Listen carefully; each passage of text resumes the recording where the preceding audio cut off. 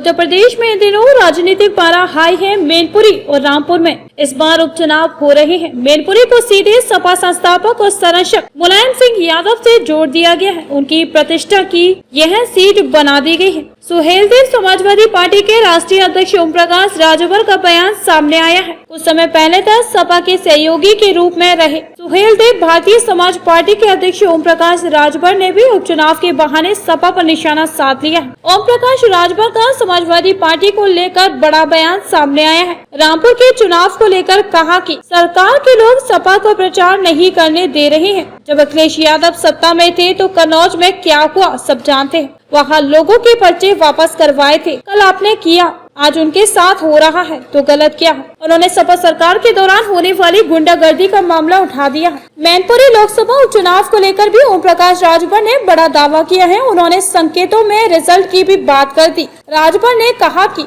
उपचुनाव सत्ता पक्ष का होता है। राजभर ने कहा कि जिनके साथ अन्याय अत्याचार हुआ है वो लोग समाजवादी पार्टी को वोट देने को तैयार नहीं है। वहीं शिवपाल यादव पर कहा कि चाचा कब अलग रहे हैं, विधानसभा के चुनाव में साथ रहे हैं। उन्होंने कहा कि देश में एक संविधान, एक शिक्षा लागू हो, सभी को फ्री इलाज, फ्री शिक्षा मिले। जानवरों की जनगणना हो सकती है तो जातिवाद की जनगणना भी होनी चाहिए। उद्योगपतियों के कर्जा माफ हो जाते हैं, गरीबों के क्यों नहीं। गरीबों के घरेलू बिजली बिल माफ किए जाएं। इरफान सोलंकी के बयान पर कहा कि अब आजम खान और बरेली विधायक जेल में बंद थे तब चुनाव नहीं थे। अखिलेश यादव मिलने तक नहीं गए। हमारे साथ गठबंधन होने से पूर्वांचल में मैंने भाजपा को जीतने नहीं दिया। जब भाजपा के साथ था तो सपा के किसी भी प्रत्याशी को जीत नहीं मिली थी। एक बड़ा मुद्दा कानपुर में चल रहा है, इरफान सोलंकी वाला। आज खैर कोर्ट में हाजिर भी हुए हैं कमिश्नर के यहाँ। तो क्या लग रहा है, समाजवादी पार्टी जो है चुनाव में व्यस्त बनी रही और उनकी मदद नहीं कर पाई अपने ही विधायक? नहीं, देखिए सच्चाई तो ये है, आजम खान जी जेल में थे, उस समय कोई चुनाव नहीं था। अखिलेश यादव जी क्यों नहीं गए मिलने? वहीं जब आजमगढ़ के रमाकांत यादव जी जेल में जाते हैं, ये मिलने चले जाते हैं। बरेली के विधायक जेल में बंद होते हैं, अखिलेश यादव जी नहीं जाते हैं मिलने। उस समय तो चुनाव नहीं था। तो देखिए, समाजवादी पार्टी या कौनो पार्टी का हम देखते हैं ना, वोटे बदे खाली लड़ाई है। वोट कितना दिया दे बा ओकरे बाद भाड़ में जातू, यही खेल देख रहे हैं। आज उसके ऊपर मुसीबत आज से नहीं है, कई महीने से मंडरा रहा है उसके ऊपर। उसकी मदद कैसे हो अब उनका विषय है, हमारा तो भाई एकदम अलग अपना विषय रहता है। पार्टी जुड़े हैं, अखिलेश जी के भी आप करीबी रहे हैं पहले कभी। क्या लग रहा है, मदद उनको करनी चाहिए थी या जानबूझ के मदद नहीं की गई? कि मदद करनी चाहिए थी। अब कानूनी कार्रवाई, कानूनी दावपेच क्या है, अब तो हमने उनका वो FIR पढ़ा नहीं है कि हम पूरी कहानी आपको बता दें। और आपको 2024 में क्या लग रहा है, 2024 में आप जो है कैसे लड़ाएंगे, क्या करेंगे? देखिए, हम तो भैया जनता के बीच में हैं। हम अपने मुद्दे को लेकर समझा रहे हैं, लोगों को जगा रहे हैं और लोगों का प्यार मिल रहा। भी मैं 1 महीना लगातार सावधान रथ यात्रा निकाला था और करीब 38 सभा मैंने खुद किया था। आखिरी सभा हमारी बिहार थी। जिस तरह का लगाव झुकाव, अपने पैसे से 20,000, 25,000, 15,000, 5,000, 10,000 हर कार्यक्रम में लोग आए, अपने पैसे से आते हैं।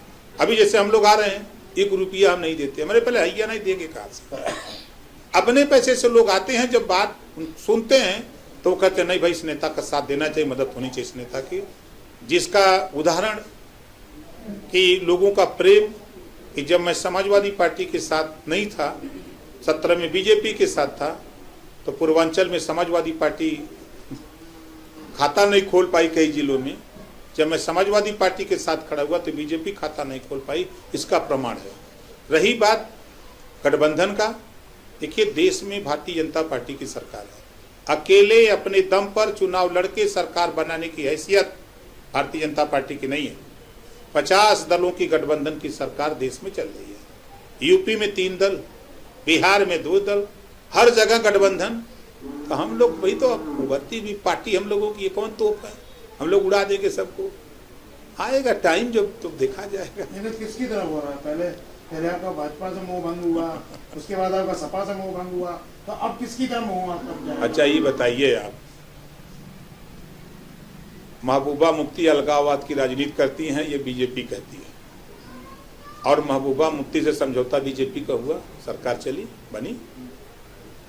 नीतीश जी ने कहा कि हम राजनीति से संन्यास ले लेंगे, लेकिन भाजपा के साथ नहीं जाएंगे, बड़का झूठा पार्टी बताते थे, मिल के सरकार बनाए। मतलब राजनीति में सबको सम्मान है। राजनीति में भैया नेता लोग दुमुहिया सांप होते हैं। ये कब का बोलिए और कब का, जैसे हम अभी बोल रहे हैं ना, सियासत के लिए आप कहीं पे भी जा सकते, किसी से भी हाथ मिला सकते। अब जो इतिहास देख रहे हैं तो इतिहास जनता के ही देखिए, हमारा हमने इस्तीफा रिजाइन भी दिया।